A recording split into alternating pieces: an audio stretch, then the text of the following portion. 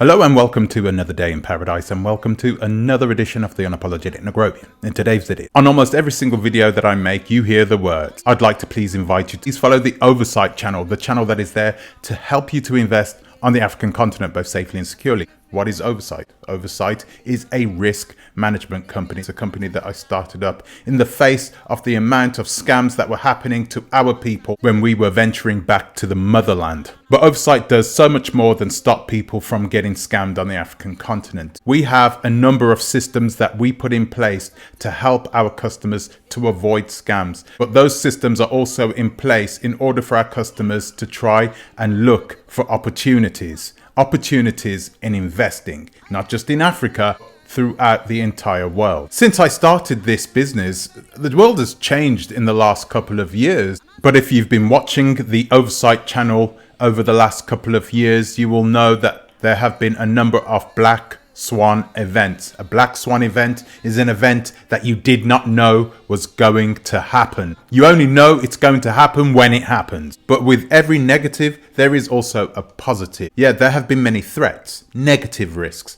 but there have also been positive risks or opportunities. In today's video, we're going to go through 5 opportunities, 5 potential investments that people will hope that you guys are not going to be looking at. We're going to go through these 5 opportunities right now. First, I'm going to ask you to please like, subscribe, share, click the bell notification, and please consider supporting the channel on our Patreon, link in the description. I'd also like to invite you to please follow the Oversight channel, the channel that is there to help you to invest on the African continent both safely and securely. Link also in the description. So guys, we're going to go into these 5 opportunities, and I will warn you now, not all of these opportunities are on the African continent. So number 1 on this list is Ojo, Nigeria.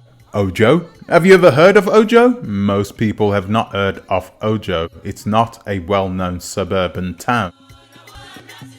But Ojo is known by some people as the end of the line. Ojo is a perfect town because it lies in a perfect location, right on the outskirts, on one of the major metropolitan cities on this planet, Lagos. The reason why many people want to live in the center of Lagos, and that's simply because it's easier to get around. To drive in the middle of Lagos during rush hour is a nightmare, to say the least. But there is nothing to fear. The authorities have made provisions to build metro lines. One of those metro lines are due to be built within the next 10 years, and that is the line that ends at Ojo.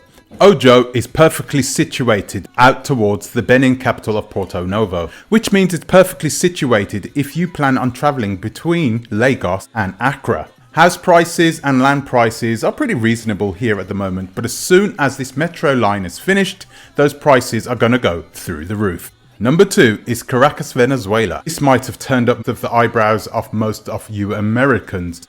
Caracas, Venezuela is of course a big country with lots of potential, but we all know about the violence and the corruption. There has been lots of riots, and hundreds of thousands of normal Venezuelans have fled to neighboring Colombia because Venezuelan bolivars are practically worthless.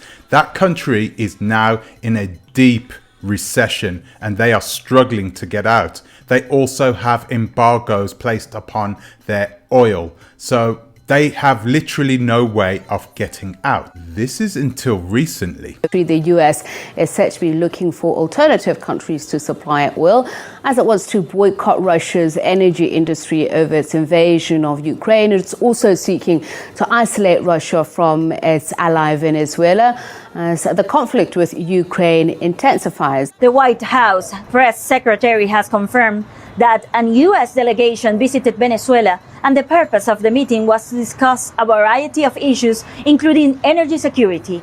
Washington urged reform of the Venezuelan oil industry to facilitate production and export by foreign firms.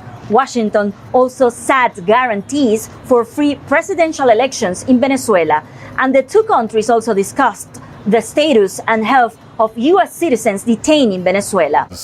Russia is now under sanctions. So right now the United States of America have a problem. They need to find a place that will now bring a lot more balance to the oil market. The Biden administration have been trying to figure out a way to bring Venezuela back onto the oil market. This is a massive plus for us because this would of course make the price of fuel at the pumps much cheaper. But it also has another positive effect. Restart the market, people will start coming back into Venezuela, and once again, house prices will start to go up. But at this moment, they are still embargoed. Everything is in place, which means everything. And that means the housing is dirt cheap. If you are watching this video right now, it is highly likely that you would be able to afford a place that only a multi-millionaire would be able to afford some 10 or 15 years ago. I've been in Caracas. Caracas is a beautiful city. It's one of those places that you either love or you hate. But if you're a single man and you're looking for a place and you're looking to invest that will bring you back a tenfold 10 years from now, then Caracas is definitely the place where you need to start looking. Number 3, Kiev. Kiev has been on our TVs pretty much every single day. So we all know that at this moment, most people in Kiev have left, and for good reason. The Russians have just started their attack on the Ukrainian capital, and this has greatly adjusted the price of property in that city. Russia is a big time threat, but nobody ever thought that this would happen, which means this is the time in which people like you should start thinking about investing. Kiev is one hell of a jewel of a city. It is one of the biggest cities in Europe. It's way bigger than New York. So it is ripe for potential. Plenty of beautiful housing there as well. But of course, because nobody knows what Putin's next move is, nobody knows whether the Ukrainians can hold him back. And we're in a situation now that it is likely that prices will go down even further. It was very cheap to rent a place in Kiev. $200 a month would get you 100 square meters in the city center. $200 a month. $200 a month is nothing. So it was a great place to invest. It was a great place to actually get yourself an apartment. Once this war is over, it is highly likely that the IMF are going to give them a massive loan and they are going to start rebuilding this city. And once it's rebuilt and Kiev is looking pristine and much better than what it was before, and the president starts looking for European Union membership, boy, the prices are going to go up tenfold easily. So this is a place where you might want to start considering buying right now. Number 4, Kharkov Ukraine. Yes, another Ukrainian city, the second largest city in Ukraine. This is definitely a place you need to consider. Right now it is being bombed by the Russians.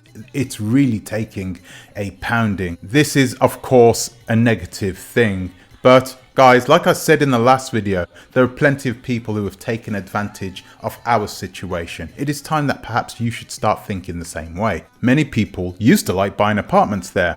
Unfortunately, most of those apartments have been destroyed. But not to worry, once again, the International Monetary Fund is definitely going to give these guys a huge loan and they will be able to start rebuilding.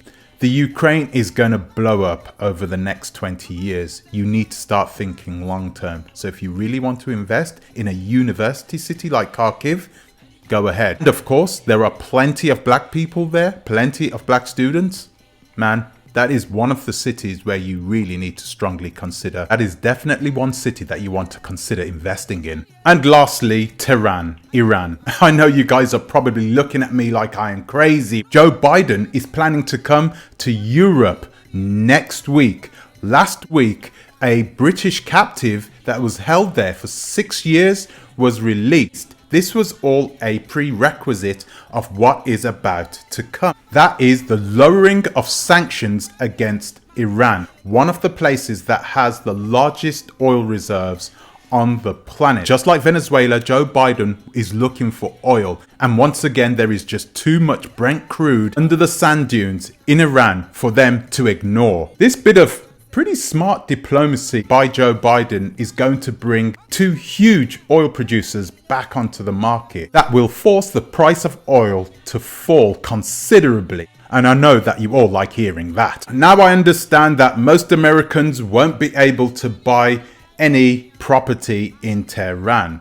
But guys, if you have dual nationality, let's say you have Jamaican nationality, if you have a Jamaican passport, then you have visa-free entry into Iran. I bet you guys didn't know that. Well, you know now. In fact, there are many people from the Caribbean who have visa-free access into countries where Americans and Westerners, people with British passports, people with European Union passports, cannot get into. And Iran is one of those countries. With my Jamaican passport, all they would do is take a look, stamp it, shake my hand, and I would walk through the gate. Try doing that with an American passport. If you have dual nationality, you will be able to buy yourself property in Tehran. You would have to work with a partner there in order to do so, but you can do it. Much like Caracas, Tehran is in the same situation. If you buy yourself property there in Tehran now, it's going to be worth 10 times that 10 years from now. So guys, those are my investment opportunities, something that you guys should be keeping an eye on. Guys, there are risks. Of course, there are always risks, but what you want to do is not just ignore this opportunity because the risk is there. No, you want to try and manage it. You want to try and find a way to either subvert it, destroy it, or accept it and do your best to lower it. I know it sounds easy when I say it, but you know, if it was easy, everybody would do it. Until the next time, please think twice. Ta-ra a bit.